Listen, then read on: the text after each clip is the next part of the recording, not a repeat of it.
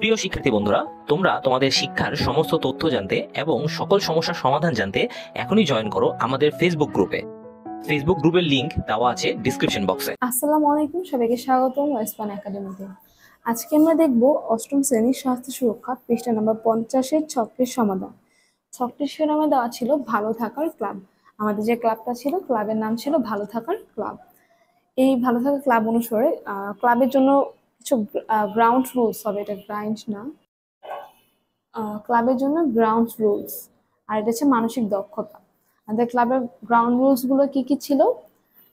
Club থেকে শরীরচর্চা বিষয়ক বিভিন্ন ব্যায়াম শেখানোর ব্যবস্থা করব। আমাদের ক্লাবে যারা সদস্য তাদের কি করব, শরীরচর্চা বিষয়ে বিভিন্ন ধরনের ব্যায়াম তাদেরকে শেখানোর চেষ্টা করব, আর ব্যবস্থা রাখবো যেন যে আসে সে যেন তার শরীরচর্চার বিষয়ে সচেতন হয় এবং বিভিন্ন ধরনের ব্যায়াম শিখতে পারে।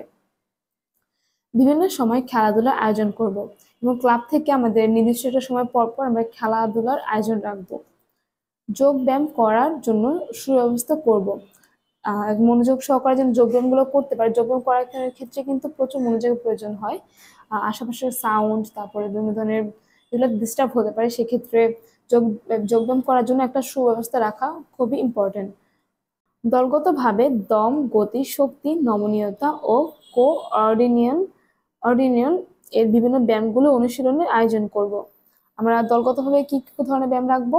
দম বৃদ্ধির যে ব্যায়ামগুলো আছে, শক্তি বৃদ্ধির যে ব্যায়ামগুলো আছে, তারপর গতিবৃদ্ধির ব্যায়ামগুলো এবং নমনীয়তা বৃদ্ধির যে ব্যায়াম এবং কোঅর্ডিনেশন যে ব্যায়ামগুলো, সেগুলোকে অনুশীলনের আয়োজন করব। প্রাথমিক চিকিৎসা বিষয়ে বিভিন্ন সেমিনার বা আলোচনা সভার আয়োজন করব। প্রাথমিক চিকিৎসা বিষয়ে বিভিন্ন ধরনের সমাবেশ বা আলোচনার একটা ক্লাস যেটাকে বলা হয় সেমিনার, সেটা আয়োজন করব। শারীরিক ফিটনেস বিষয়ে আলোচনা সভার আয়োজন করব। শারীরিক ফিটনেস বিষয়ে যেন সবাই সচেতন থাকে এবং এর উপকারিতা অপকারিতা, যদি শারীরিক ফিটনেস যদি কেউ বজায় না রাখে তাহলে তার কি অপকারিতা হতে পারে, এগুলো সবগুলো সম্পর্কে একটা আলোচনা সভার আয়োজন করব। আর সেই ক্ষেত্রে আমাদের মানসিক দক্ষতা কি কি হতে পারে? আগ্রহ নিয়ে কাজ করার মানসিকতা। আমরা যে কাজগুলো করবো সেটা কিন্তু আগ্রহ নিয়ে করতে হবে, তাহলে কিন্তু আমাদের কাজগুলো খুব সুন্দরভাবে সম্পন্ন করা সম্ভব হবে। সুশৃঙ্খলভাবে ক্লাব পরিচালনা করা। আমাদের জন্য ক্লাবগুলো আমরা সুশৃঙ্খলভাবে পরিচালনা করতে পারি, সেটা অবশ্যই আমাদের মাথায় রাখতে হবে। নিঃস্বার্থে পরিশ্রম করে ক্লাবের সদস্যদের স্বার্থে কাজ করার মানসিকতা।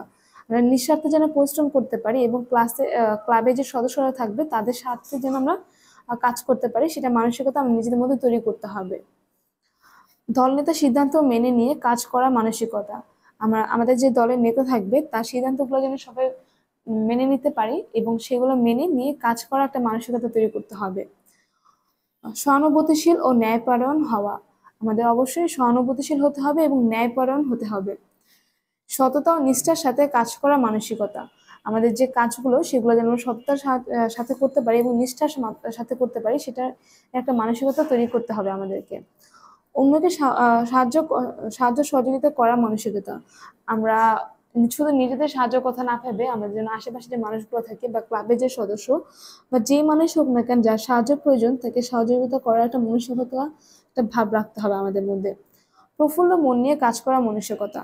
প্রফুল্ল মন নিয়ে কাজ করাটা একটা খুব গুরুত্বপূর্ণ বিষয়। যদি কোনো কাজ যদি প্রফুল্ল মন নিয়ে না করা হয় বা কাজটা মনোযোগ দিয়ে না করা হয়, তার ফলাফল কিন্তু কখনোই সুন্দর আসে না। সেক্ষেত্রে আমাদের কিন্তু প্রফুল্ল মন নিয়ে কাজ করার মানসিকতা তৈরি করতে হবে। কটু কথা শোনার কটু কথা শুনেও ধৈর্য সহকারে কাজ করার মনোভাব। আমরা যে কাজগুলো করবো সেক্ষেত্রে কিন্তু অনেকে অনেক কথা বলবে, ভালো হোক খারাপ হোক, অনেক অনেক কটু কথা বলবে, সেগুলো আমাদের ধৈর্য সহকারে শুনতে হবে এবং সেগুলো কানে পাত্তা না দিয়ে আমাদের আমাদের কাজে মনোযোগ দিতে হবে। তো আমাদের কটু কথা শুনেও ধৈর্য সহকারে আমাদের কাজ করার একটা মনোভাব রাখতে হবে। এটা ছিল পৃষ্ঠা নম্বর 50-এর ছকের সমাধান। এখানে আমি আমার মতো করে ব্যাখ্যা করেছি, তুমি চাইলে তোমার মতো করে ব্যাখ্যা করতে পারো। আজকে ভিডিও এই পর্যন্তই। দেখা হবে নতুন কোনো ভিডিওতে নতুন কোনো ছকের সমাধান নিয়ে। এ পর্যন্ত ভালো থাকার জন্য সবাইকে শুভেচ্ছা রইল। আসসালামু আলাইকুম।